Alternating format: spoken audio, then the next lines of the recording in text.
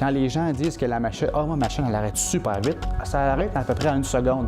Et 1 seconde en sécurité machine, c'est une éternité.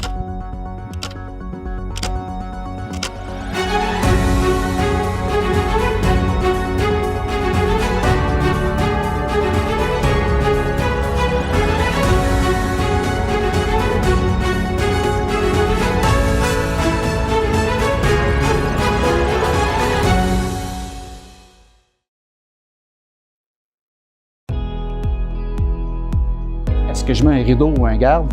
Il faut vraiment comprendre et voir l'application. Si je n'ai pas d'application, si je n'ai pas de machine à analyser, c'est très difficile de faire un choix entre un ou l'autre. Une fois qu'on a vu la machine, qu'on comprend la machine, l'étape 0 que je mentionne tout le temps, c'est faire l'analyse de risque. Et une des raisons qui est super importante pour laquelle on fait l'analyse de risque, c'est dans les étapes d'analyse de risque, il faut donner un pointage aux dangers associés aux tâches qu'on va faire. Il y a 3 éléments super importants pour donner un poids ou une valeur au risque. Alors, les 3 éléments sont la sévérité du danger. Donc, c'est binaire aussi. Est-ce que si la sévérité du danger est élevée ou est faible? Le deuxième élément, c'est la fréquence d'exposition au danger. Encore une fois, est-ce que je suis très peu exposé au danger ou très exposé au danger? Et le troisième élément, qui est la possibilité d'évitement. Donc, est-ce que je peux éviter la situation dangereuse ou si je ne peux pas l'éviter? Donc, on doit répondre à chacune de ces questions-là. Et tout ça est mis dans un beau graphique, un bel arbre de décision qui va te permettre de décider quel est ton niveau de performance. Et ce niveau de performance-là est important dans la sélection du matériel.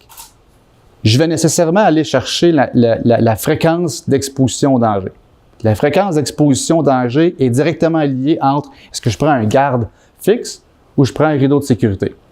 Donc, c'est un peu la première ou la deuxième étape. La première, c'est l'analyse de risque, mais la deuxième, c'est à partir de l'analyse de risque, je dois connaître la valeur de ma fréquence d'exposition au danger.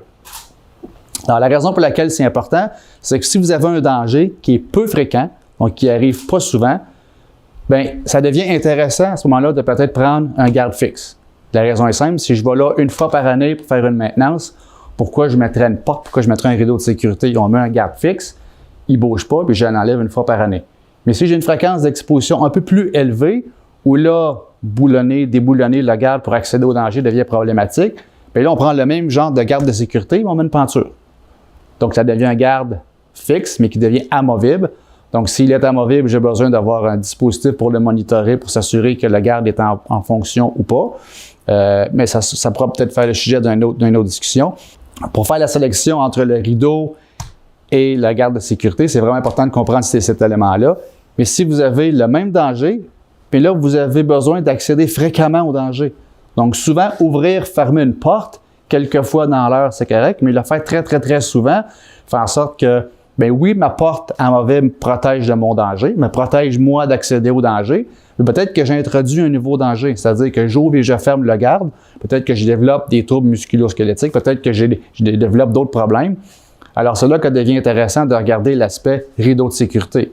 Le rideau de sécurité, pour monsieur, madame, tout le monde, ou pour l'opérateur ou l'employé qui travaille, c'est transparent, c'est invisible pour l'œil humain. Je n'ai pas de grillage fixe qui m'empêche de rentrer. C'est vraiment...